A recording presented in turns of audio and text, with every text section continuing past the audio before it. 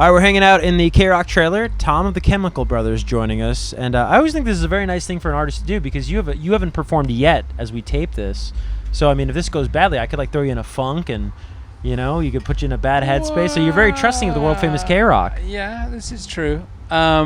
There's always possibility for it to go disastrously. Right. But we live with that. Yeah. We live on the edge. That's all right. There's so much history to talk to you about with this festival, Tom. We'll get to the history, but more pertinent information for the Chemical Brothers fans watching this right now.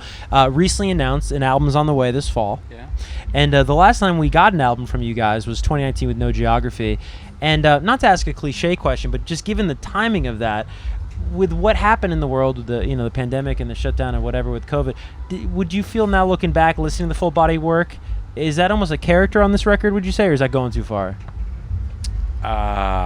Well, the fact that we haven't quite finished making this album. Oh, really? It's like probably no, it's not. No, I think it's kind of lives in it's not really a document of COVID kind of thing. It's we lock ourselves in the studio even when it's not a world. Well, right. I think down. Electronic music, if you know what I'm saying, right? A little different than maybe sort of like it's not so much band like reportage in the but I mean still obviously it expresses something right. But it's probably more it's not as direct as saying like I hate my life because I'm shut down, but right. There's probably you had a leg up. The world shut down. You're like, dude, I've been making music in my bedroom forever. But they're probably sound choices or decisions you make along the way that are influenced by that, but they're not as obvious or as upfront as a lyrical thing, I suppose. So if you were to put a percentage on the album that is due out this fall, what would you? How done is this thing? 91. Okay. Yeah, it's close. We were taking bets behind the scenes here. I had 92, so I think I win the bet. I get a free beer or something. Now, is there anybody you worked with on this album that you can tell us about? There is, but as we're still finalizing things, we're going to wait a moment. You mean you don't want to give the exclusive in the KROQ trailer right now?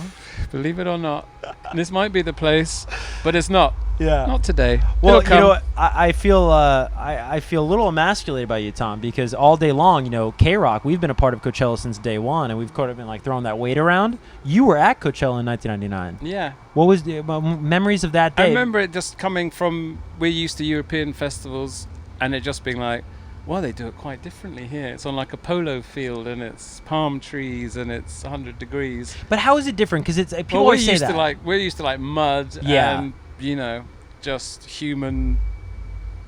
Well, no, I don't want to go into that. But just like a more messy affair. Yeah. And this was very, kind of civilized, but it's nice. The people who put the festival on have good taste in music. And it was that. Their lineups have been incredible throughout the years. So it's a pleasure for us to come back. We haven't been here for a while, but. Do you ever get a kick out of, I'm just so curious to ask a guy like you, an artist like you, with just the explosion of electronic music and fusion music and what have you over the past, let's go back to 20, 25 years. Do you ever get a kick out of that in terms of maybe some of the obstacles you guys face that now, it's so accepted? I don't know. It was always accepted in our world. Right. That's where the world we came from, and it was like, it's cool that we can, I don't know. Yeah, it's cool we can play a festival like this and close a stage and, but I don't think I don't know if we see music like that kind of thing of like an idea that, I don't know, in the world we grew up with, we were used to people from all different genres playing together, and a festival is kind of place where that would happen. So, we're happy for the acceptance of that, but it's not something that I thank every day. Yeah, and we were talking before we started rolling on this thing about you guys performed weekend 1, did a great job, and now you're coming back tonight to do weekend 2, and you were telling me you play it a little loose on stage in terms of what the set's going to look like and sound like. Is that more for you guys to stay sort of like creatively invested, or is that also for the fans? If anybody comes back, you want to give them a different show? Yeah, I mean, for us just to keep doing it all this time and to keep playing live, we like to have a built-in place for mucking around. We love those bits where it goes a bit wrong or we find a new way of doing things. We play generally the same songs, but we can play around with it so much in the way that we've got it going, kind of thing. Yeah, that malleability is kind of cool. Exactly. That's for us. That's the exciting thing about playing live, is the chance to deconstruct and reconstruct your music, really. So the album due out this fall, it's 91% done. What did you want to do? What did you want to do on this album? I'm always It's too early to do this bit. No, you don't want to do this bit? No, it's too early, man. All right. I'm too. It's not done. When it's done, I'll be like. You'll come back to KROQ. He just booked himself. There you go. Now you got to answer the call when we give you one. What's up with Glastonbury? You guys playing that? What's up with have you been to Glastonbury? Never. Get over there. Will you be there this year? You want to go together? We might be going this year. We're not playing live this year, but yeah, that's a great festival. All right. That's probably, in our minds, the kind of definitive festival. Okay, right on.